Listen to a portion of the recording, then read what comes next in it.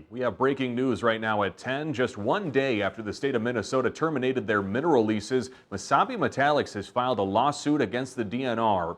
According to a news release given to us this evening, project leaders are asking a court for an order that would prevent the DNR from taking further action. They're also asking for the DNR to recognize the effectiveness of an amendment the two sides made back in 2020. Mesabi Metallics has been trying to build a taconite and pelletization facility in Nashwauk, Minnesota.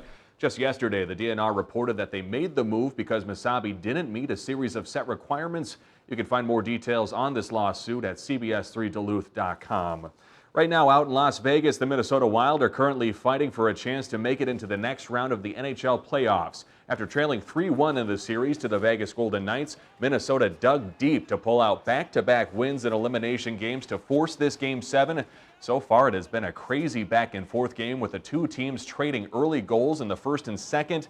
But as for that current score, Minnesota is down by 2 goals at the moment heading into the third period. Kelly Hinseth will be in the studio later on in the show with those latest highlights. Right now, let's turn to the weather with meteorologist Peter Kevakowskis, who is filling in for Dave tonight. Sure to be a cold one again out there. Yeah, it's looking to be a cold one, and temperatures already beginning to fall back a little bit. 45 degrees right now for us here in Duluth. So we're beginning to see those cold temperatures prevail once again. East-northeast wind at 13 miles per hour as well. It means we're dealing with a little bit of a wind chill. Wind chill coming in at 38 degrees right now in Canal Park. Here's temperatures elsewhere across the region.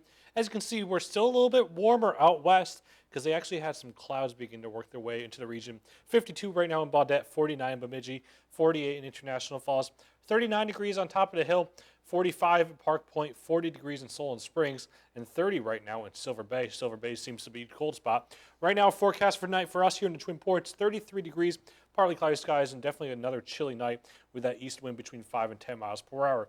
That's why the National Weather Service has issued another freeze warning for the night tonight, as well as a frost advisory for places off to the west of the Twin Ports. So we got a cool night tonight, but then the 70s make their return later on in the week. I'll have the details coming up. Ryan? Thank you, Peter. It was a day of mourning up in Grand Rapids today as a conservation officer with the Minnesota DNR was laid to rest. Sarah Grell's life was cut short when she was killed in a car crash back on Monday. This afternoon, hundreds attended a funeral for Grell at the IRA Civic Center. Family, friends, and supporters paid their respects to the 39-year-old officer. There was a flyover from 2 helicopters as well as a salute for Grell. Members of different law enforcement groups were also in attendance, handing out blue roses as a token of their love and support. All ceremonial pieces to honor the service that Sarah gave to her community and really give her the proper send-off and thanking her for her service and give the family a support and just a great way to remember Sarah and the service she gave the community as we send her off.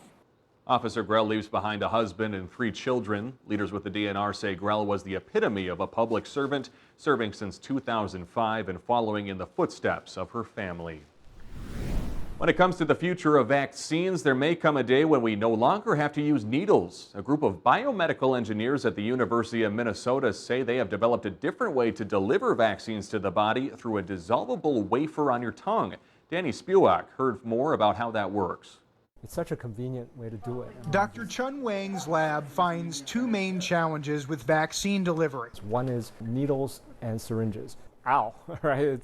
It hurts. And problem number 2? Most vaccines are not stable under room temperature. So Wang and his biomedical engineering team at the U of M looked for a way to avoid needles in refrigerators altogether.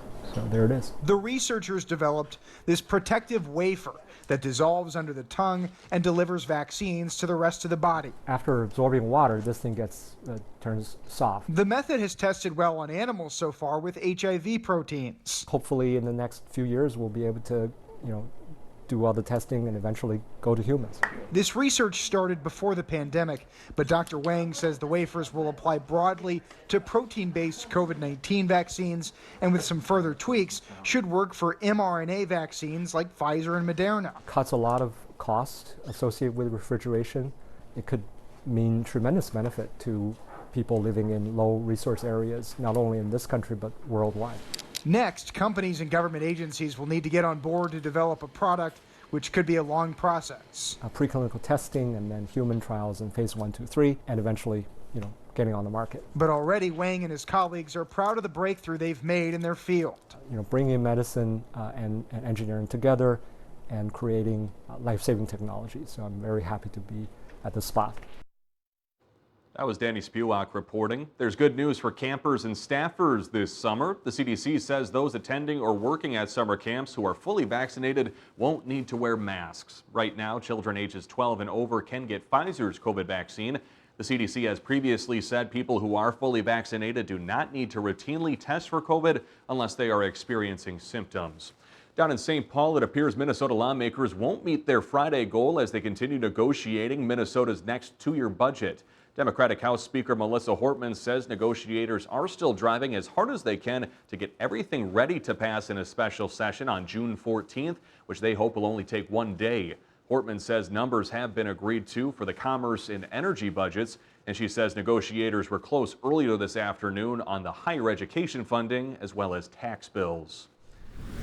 Here in Duluth, volunteers are planting new trees at the Hartley Nature Area after a blowdown leveled areas of the forest back in 2016. CBS 3's Natalie Grant shares how the project is benefiting the city's natural areas. On a walk through Hartley Park in Duluth, you can still see damage from high winds back in 2016. And that was a big deal for the city, a big deal for the community. A lot of people lost power. It was a rough week.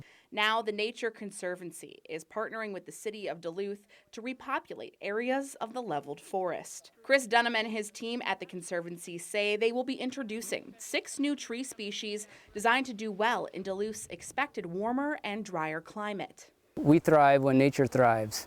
So we look for opportunities to do what we can to bring climate resilient species into areas like this and to use species that we know will do well with the projected future climate.